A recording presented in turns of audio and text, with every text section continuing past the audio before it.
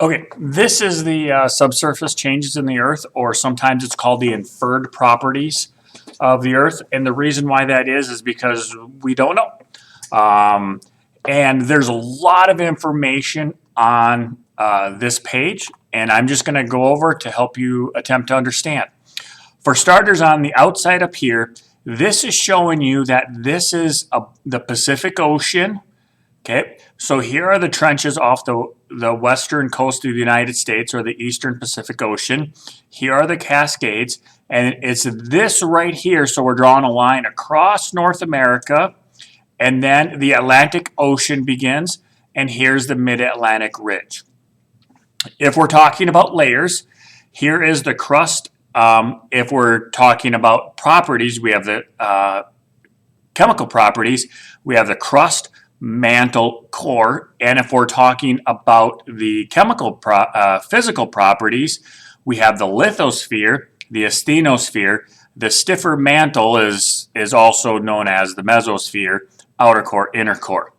So we have a line drawn from west to east, and then we have going down to the center of the Earth. Over here we have the densities, starting with the continental crust, the oceanic crust, the stiffer mantle, which is the mesosphere, and then we have the outer core and we have the inner core. From there, we have these dotted lines that will take us all the way down to the bottom, and they will tell us at what depth below the surface this takes place. Okay, so these are the physical properties. We have the densities, what they're made up of. Here is pressure. So this is pressure in millions of atmospheres. 1 atmosphere is what we live in now.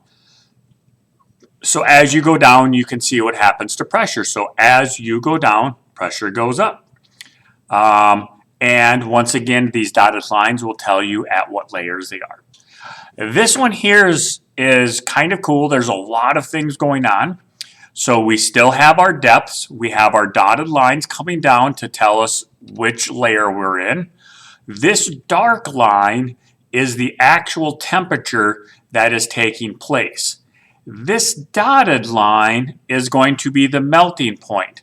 So the melting point is going to change by what layer we're in. And I'm not going to go into great detail on that because there's some questions coming up on the worksheet, and we will talk about that later.